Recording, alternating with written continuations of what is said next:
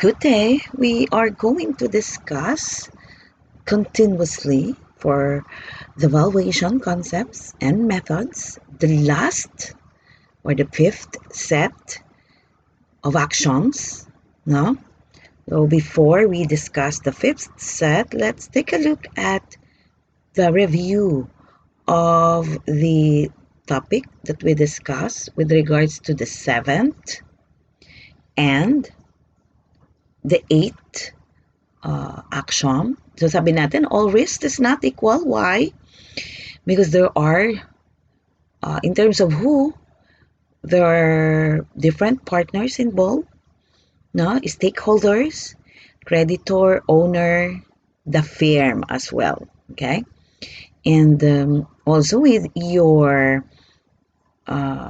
assets, which will form part of your investing activities, are properties and rights, no? The adage that would apply with your axiom or guiding principle of all risks is not equal. Don't put all your baskets in one, or don't put all your eggs in one basket. And the concept that we are going to apply will be diversification. No? Okay, let's take a look at the financing activity and relate to risk. Why is it that if it is the creditor, there will be high risk? Because the type of relationship that you have is temporary. Fling mo lang kasi siya. So anytime, maghihiwalay kayo. But the good thing is that, alam mo kung pangmatagalan o panandalian lang naman yung relasyon nyo. Kasi sa finance, merong maturity period ang debt instrument. So at least you know what to expect. Although, dahil iiwanan ka niya agad, di ba ang sakit? No? Kaya anytime iiwanan ka niya, may high, kaya high ang risks, no? And the intention of the creditor is just to earn. Pag kumita na siya sa'yo at there's a greener pasture, sorry ka na lang, iwanan ka niya. Kaya high risk. On the other hand, kung ang karelasyon ng firm ay yung owner, the shareholder, the stockholder, low ang risk kasi ang aim niyan, mag-grow ang relationship, no? And besides, ang common stock ba, ang preferred stock, may maturity period ba yan? Wala. Diba? Kaya nga may forever infinite. And so that's why your risk will be low kasi pagtsatsagaan ka niyan eh. Ngayon, kung ayaw naman na nung shareholder, pwede naman niyang ibenta. So meron ka pa ding fund, no? Hindi katulad ng creditor, no? Pwede kang iwanan yan kapag ka ang interest na ibibigay mo, no, na sa'yo ay an interest expense, will be lower than the others. And with regards to the owner, you would actually promise them, diba, a dividend. Okay, so how about with the investing activity? If that's financing, ang property, where are you going to invest? No? Commodity market kapag land at pagka cash, you have the foreign exchange market. No? And what type of investing facility do we have pag sa rights? You choose between stocks and debt. These are both underlying securities. And then you have your derivatives, which we will discuss, no, later. And if these are your what, then this one will be your where. The commodity market, the foreign exchange market, then your stocks in the Philippines will be traded at the Philippines Stock Exchange. No? This is an organized market. And the other one for your debt, no, your bond, will be over the counter. No? And if you would like to invest in land, syempre, it appreciates the value. Kaya low ang risk dyan, no? Because your return in the long run will be higher. Then how about with cash? If you opted to invest your property in the form of cash, that would be high risk kasi you are looking at the difference in prices, diba? Then, or rather, hindi prices, but the change in the value of your money, diba? From one country to the other. Then, the good thing with underlying security is you, especially with stock, you would like to grow at the same time earn. Kaya lang, syempre, ma'am, paano nangyaring high ang risk pagka investing, pag sa stock? Kasi dito, pag nag-invest ka, you will be the owner, right? And if you were the owner as a firm, sa firma, kasi dito baka malito kayo. Ito yung karelasyon ng firm pag sa financing. Dito sa investing, we're talking about the firm. Okay? So sa investing, ano yung sino pinag-uusapan natin? The firm. Kung pinag-uusapan natin the firm, okay? Then high ang ano mo, ang risk mo. Ba't naging high yung risk mo? Kasi residual interest. Pag may natira, tsaka ka lang may magiging return. Hindi katulad sa debt, ay fix ang ano mo dyan, ang income with the form of interest. Diba? Magkakaroon ka lang naman ng dividend pag may earnings. Paano pag walang earnings? Diba? Hindi naman pwede magbigay ng dividend pag walang earnings. Then, the indicator of earnings or return will be market value pagka sa land at saka sa cash. O let's go to the 8-1. Taxes, biases, decision. Bakit nauli nga ba? Kasi since the firm can either have investing and financing. Sa investing, dahil stock and bond yan, ang form ng benefit mo, dividend income at saka interest income pagka sa debt security. Both of this will be reflected in the income statement. But the difference is that if you invest in a corporation which is domestic, syempre, ano yan, ang priority natin dapat, di ba, magkaroon ka naman ng affinity or dapat tangkilikin ang sariling atin, di ba? O exempt sa tax yan. Kaya, yung 1,000 mong dividendo, 1,000 pa din yung perang matatanggap mo. Samantalang, kung 1,000 yung interest mo dito, kung may final tax sa 20%, 800 lang. O di, taxes really biases decision. Kahit na ang kinita mo parehas na 1,000, yung pera naman na matatanggap mo magkaiba. Paano pagka sa financing? Pag binigyan ka ng pautang ng investor, the interest gastos mo dyan. Mapupunta yan sa income statement. Siyempre, may tax. Diba? Na involved. Ngayon, ma'am, in what manner are we going to kasi dito, 'di ba? You have your para hindi kayo malito. Dito may cost ka sa tax, okay? The good thing here, burahin natin 'to. Hindi yan tax cost, okay? This will be a tax benefit, okay? Kasi yung interest expense, binababaan yan ang net income. Pag bumaba ang net income, meron kang tax benefit. Okay? Pag bumaba yan. Samantalang pag sa dividend, wala kang tax benefit. Okay? So, ba't wala man akong tax benefit? Kasi sa owner's equity mo yan, nilalagay. Okay? So, binura ko to para matandaan nyo na para hindi kayo masyadong malito. Yan. Okay? Let's go now to the next action. Agency problem. Bakit ba nagkakaroon ng agency problem? So, ba't ba nagkakaroon ng problem sa finance? Kasi nga, ang klase ng relasyon nyo, polygamy. Unahin muna natin yung sino ba yung unang may mga problem dito. The principal. Sino yung principal? Siyempre, yung owner, yung creditor, no? Kasi sa kanila mo kinuha yung pondo. Tapos, sino yung agent? Siya kasi yung who, no? They are the ones representing the firm. Sino to? The managers. Okay?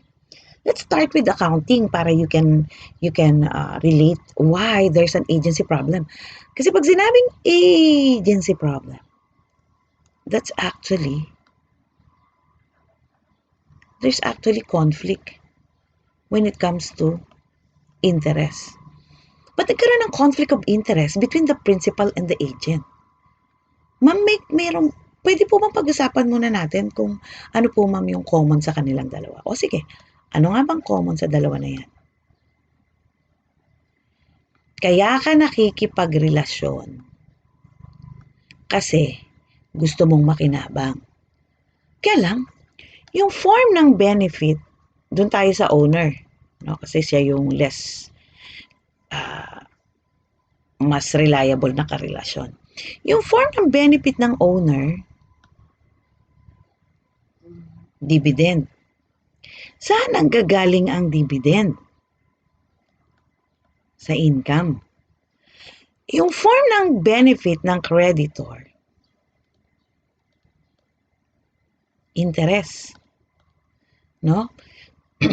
At ikaw, yung interest, mababayaran mo lang yan kapag ka meron kang, mabayaran mo lang yan pag may cash ka na sufficient coming from the income of the firm. Hindi naman pwedeng yung utang mo, pambabayad mo, utang pa din. 'Di ba? Kung ganun pala yung kwento ng buhay natin, o di, tingnan natin, pag-usapan natin yung income statement. Ang dividend, no? Ang dividend, okay, na benepisyo ng owner,